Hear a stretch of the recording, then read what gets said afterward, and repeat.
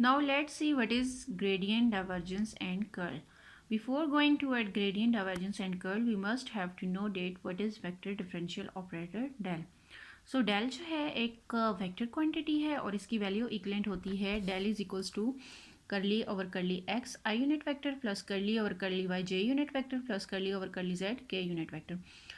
अब ये डेल जो है ये अगर किसी भी स्केलर के साथ मल्टीप्लाई हो रहा हो तो ये हमें ग्रेडियंट देता है। और इसी तरह से अगर हम इसका डॉट प्रोडक्ट ले लें किसी भी वेक्टर के साथ तो ये डाइवर्जेंस देगा, और हम अगर इसका क्रॉस प्रोडक्ट ले लें किसी भी वेक्टर के साथ तो ये हमें कर्ल देगा। अच्छा, अब अगर हम यहाँ पे ग्रेडियंट की बात करें तो ये डेल इंटू फाई कोई भी स्केलर क्वांटिटी है तो डेल की वैल्यू अपनी जगह पर और साथ में जो है ये फाई, तो ये फाई सिंपली जो है ये यहाँ पे इन तीनों के साथ मल्टीप्लाई हो जाएगा तो रिजल्ट ये आ जाएगा। तो अब यहाँ पे हम देखते हैं एक इससे रिलेटेड एक तो एग्जांपल है find the gradient of F of X Y square plus Z cube Y. तो अब हमने यहाँ पे जो है ये इसका ग्रेडियंट फाइंड आउट करना है। ठीक है, ग्रेडियंट के लिए हमारे पास फार्मूला होता है ये, तो यहाँ पे स्केलर जो है वो एफ़ है। ठीक है, तो फाई की जगह हम यहाँ पे भी एफ़ की वैल्यू पुट कर ली, यहाँ पे भी और यहाँ पे भी।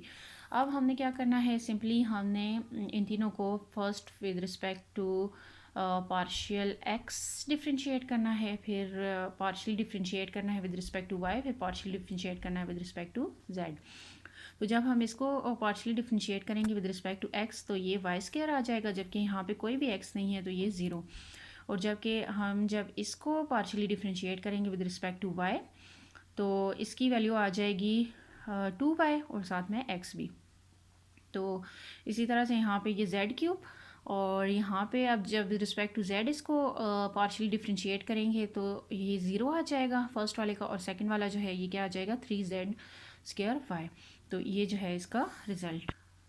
अच्छा, अब अगर डाइवर्जेंस की बात की जाए तो डॉट प्रोडक्ट जो है वो डेल का किसी भी वेक्टर के साथ डाइवर्जेंस बन जाता है। ठीक है, तो ये जो है ये डेल आ गया, ये डेल की वैल्यू, और साथ में जो है ये आ जाएगा वी वेक्टर। तो वी को जो है यहाँ पे इनके साथ पहले ये जो फर्स्ट वाला है इसको इन तीनों के साथ मल्टीप्लाई कर लें, तो फर्स्ट वाले के साथ जब इसको मल्टीप्लाई करेंगे I unit vector into I unit vector is equals to 1, ये लिख लिया। फिर जब इसको इसी वाले को फर्स्ट वाले को सेकंड के साथ करेंगे तो यहाँ पे आपको पता है आई unit vector dot J unit vector जो है वो ज़ीरो बन जाएगा, और इसी तरह से आई यूनिट वेक्टर डॉट के यूनिट वेक्टर जो है वो ज़ीरो बन जाएगा। अब इसकी बारी हो गई, अब सेकंड हम इसको मल्टीप्लाई करते हैं इन तीनों के साथ। तो जब इसको मल्टीप्लाई किया तो फर्स्ट के साथ जब किया तो ज़ीरो, ठीक है, जब सेकंड के साथ किया तो ये आ जाएगा curly over curly Y v2 J into J unit vector 1, और थर्ड वाले के साथ ज़ीरो। इसी तरह से थर्ड के की भी वैल्यू हम यूँ ऑब्टेन करते हैं। तो अब इससे रिलेटेड एक एग्जांपल देखते हैं।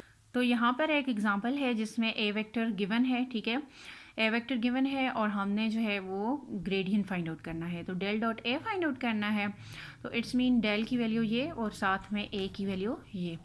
इसी तरह से हम क्या करेंगे कि इनको मल्टीप्लाई करेंगे जैसे पहले किया, पहले ये फर्स्ट वाली टर्म को इन तीनों के साथ, फिर जे वाली टर्म को इन तीनों के साथ, फिर के वाली टर्म को इन तीनों के साथ। तो बाकी जो डिफरेंट वाले यूनिट फैक्टर्स होंगे वो तो ज़ीरो बन जाएंगे, जो सेम सेम हैं तो वो 1 बन जाएंगे। तो ये करली ओवर करली एक्स और साथ में आई यूनिट वेक्टर वाली टर्म ये आ गई। ठीक है, और इसी तरह से यहाँ पे इसको जब मल्टीप्लाई करेंगे इन तीनों के साथ इसमें से सिर्फ जे वाली टर्म रह जाएगी, ये आ गई।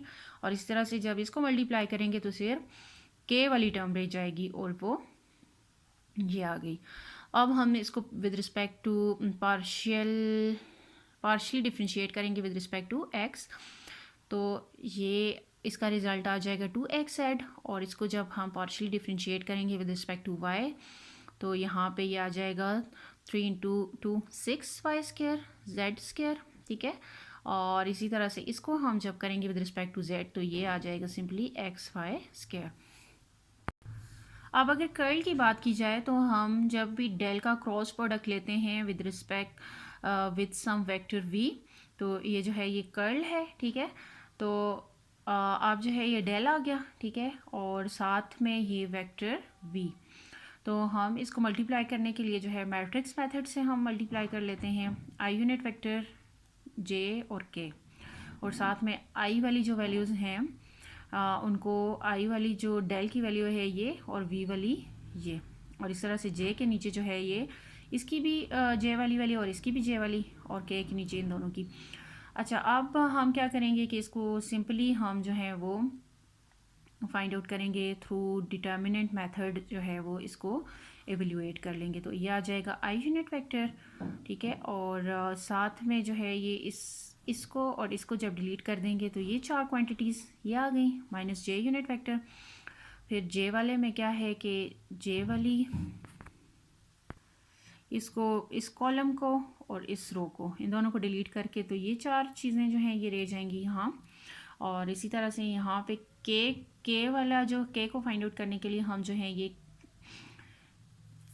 के कॉलम को डिलीट कर लेंगे, ठीक है, और साथ में इस रो को, ठीक है। तो ये यहाँ पे ये 1 2 3 4 ये चार क्वांटिटीज़ जो हैं वो रह जाएंगी। अब हमने क्या करना है कि इन दोनों को आपस में मल्टीप्लाई करके माइनस इन दोनों क्वांटिटीज़ को मल्टीप्लाई करना है, तो ये आ जाएगा रिजल्ट इसका। और इसी तरह से जब इनको करेंगे तो माइनस जे, ठीक है, तो इसका इन दोनों को मल्टीप्लाई किया तो करली ओवर करली एक्स वाई v3, और इसी तरह से माइनस करली ओवर करली जेड v1।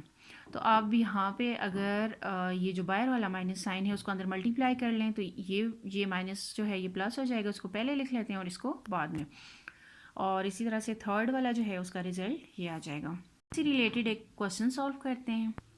तो यहाँ पे एक क्वेश्चन है जिसमें ए वेक्टर हमें गिवन है और हमने जो है वो कर्ल फाइंड आउट करना है, del cross A find out करना है। तो सिंपली हम जो है ये पहले जो मेथड सीखा था उसके थ्रू हम इसको सॉल्व करेंगे। तो डेल डॉट ए, ठीक है, डेल की वैल्यूज़ और फिर ए की वैल्यूज़, और इसी तरह से डिटर्मिनेंट वाले मेथड से हम इसको सॉल्व कर लेंगे।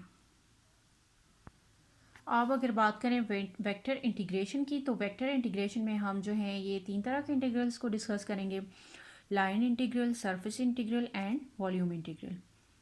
तो फर्स्ट जो है वो लाइन इंटीग्रल, किसी भी लाइन के थ्रू जो एवेलुएट होता है उसको लाइन इंटीग्रल बोलते हैं, और ये इक्वलेंट होता है एफ डॉट डी आर के सिंपली इक्वलेंट होता है, ठीक है।